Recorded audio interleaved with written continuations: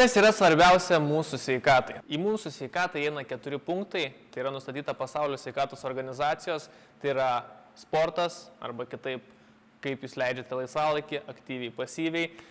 Antras yra miegas, labai svarbu, trečias yra mityba ir ketvirtas yra streso valdymas. Tai šiandien pakalbėsim apie 2, tai yra apie miegą ir mitybą. Bendrai sumoju paėmus, be aktyvaus laisvalaikio arba kitaip be išsikrovimo mūsų organizmo nebus gero miego ir nebus poreikio valgyti sveikesnį maistą. Su miego trūkumu bus prastesnis sportas arba turėsime mažiau energijos, užsiiminėti fizinę veiklą, taip pat sunaudosime daugiau kalorijų, kadangi mums trūks energijos. Be geros mitybos taip pat bus prastas miegas, nepasieksite rezultatų pačiame sporte. Tai pradėsime nuo miego, kas yra svarbiausia. Šiuolaikinėje visuomenėje dėl intensyvių darbų, mes stengiamės kuo daugiau padaryti darbų, grįžę namo, sėdame toliau dirbti arba sėdame prie kompiuterių, prie telefonų, prie televizorių ir leidžiame laiką prie jų. Tai labai svarbu prieš miegą jų atsisakyti bent jau valandą laiko. Tai pagerins jūsų miego kokybę. Kas yra svarbu? Yra svarbu ne tik miego trukmė, bet ir miego kokybė. Kiek dabar turėtume mes per naktį miegoti laiko? Moksliškai yra nustatyta, kad geriausi rezultatai sporte ir geriausia mityba yra subalansuota mityba laikomasi nenorima per daug kalorijų sunaudoti, kai yra miegama nuo 7 iki 9 valandų. Tie, kas užsiminėja daugiau sportų, tai reiškia yra labiau intensyviau užsiminėja sportų, turėtų miegoti bent jau 8-9 valandas. Tie, kas mažiau juda, užtenka ir 7-8 valandų. Priklauso nuo kiekvieno individualiai.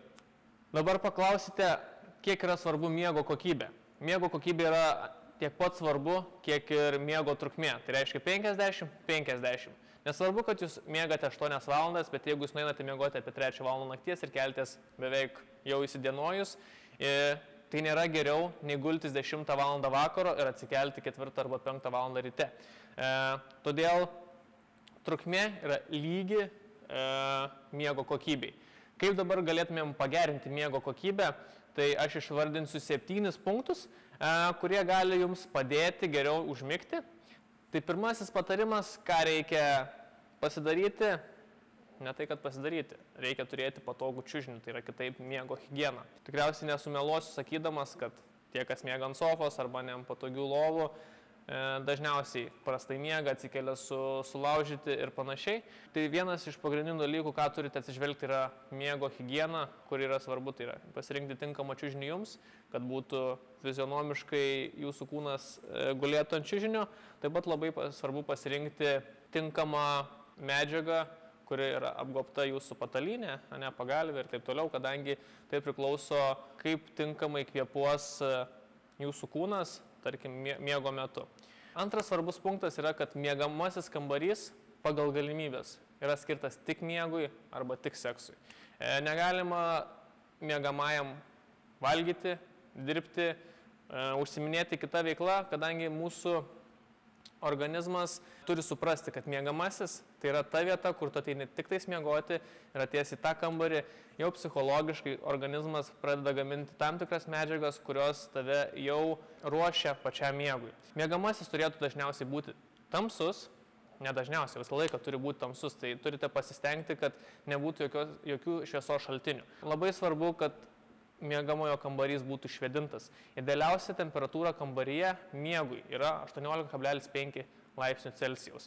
Tai jeigu turite galimybę sekti ir žiūrėti savo miegamojo kambario temperatūrą, atsižvelkite į tai, gali būti nuo 15 iki 19 laipsnių, bet idealiausia yra 18,5 mūsų organizmui. Kitas labai svarbus punktas tai yra minimalizuoti miego trikdžius. Vienas iš jų yra kofeino vartojimas, kitas yra alkoholio vartojimas, bei kiti garsai, kažkokie šviesos šaltiniai ir panašiai. Dėl ko paminėjau kofeiną bei alkoholį, tai kofeinas turėtų būti vartojamas mažiausiai 6-8, geriausiu atveju 10 valandų prieš miegą. Kadangi nustatyta, jog vartojant kofeiną 6 valandas iki miego trukmė sumažėja daugmaž apie 40 minučių. Kodėl yra svarbu nevartoti alkoholio, tarkim, prieš miegą? Kartais būna, kad mes pavartojam alkoholio. Tai geriau tada vartoti jau daugiau alkoholio, kadangi tai gerina miego kokybę. Tačiau pats alkoholis užmuša arba kitaip pašalina iš mūsų miego, yra REM miega. REM miegas yra atsakingas už mūsų emocinį atsistatymą. Rekomenduojama nevartoti kofeino bent jau 6, 8 arba 10 valandų iki miego ir nevartoti prieš miegą alkoholio. Aplamai nerekomenduojama vartoti alkoholio.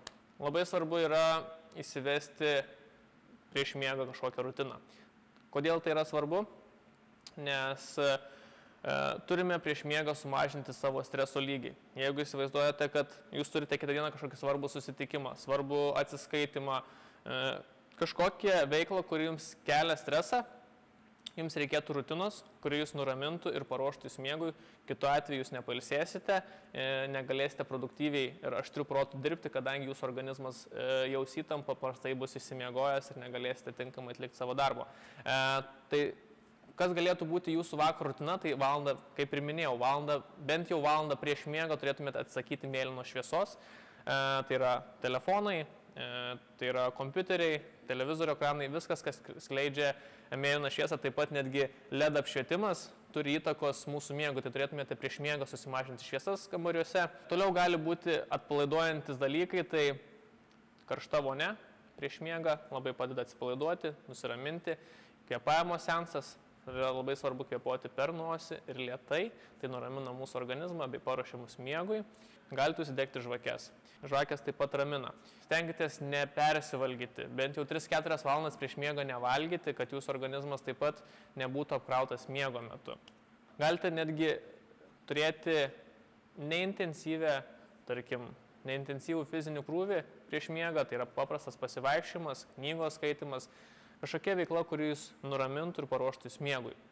Teisinga mityba bei vanduo taip pat turi įtakos mūsų miegui, kadangi, kaip ir sakiau, aktyvus laisvalaikis, tai yra sportas, aktyvi fizinė veikla, miegas, mityba bei streso valdymas yra tarpusai labai susiję. Tai, kaip ir minėjau, jeigu persivalgote ir valgote sunkų maistą prieš miegą, tai vėl blogina jūsų miego kokybę. Tai reikia labai atsižvelgti. Taip pat nerekomenduojama gerti prieš pat miegą arbatos arba skysčių, tai yra daug vandens, kadangi tai vers jūs naktį keltis iš lovos ir eiti iki tualeto, tai vėl blogina jūsų miego kokybę. Toliau labai svarbu yra ryto rutina, kadangi ryte jūs yra 15 minučių miego taisyklė. Turite per dieną pavargti taip, kad per 15 minučių užmigtumėte. Nebūti prabudus ilgiau nei 15 minučių naktį. Ir paskutinis, turėtumėte į dieną, tai yra ryte, turėtumėte į darbus įsivažiuoti per 15 minučių be kažkokių papildomų stimulantų. Dar vienas svarbus dalykas, tai turėti ryto rutiną. Save biškį apgauti, tai reiškia naudotis mobiliuoju telefonu. Į jūsų organizmą pateks šviesa, tai yra per jūsų akis, tai skatins vėl viso organizmo užsikūrimą ir jūsų diena prižadu bus daug geresnė dėl to.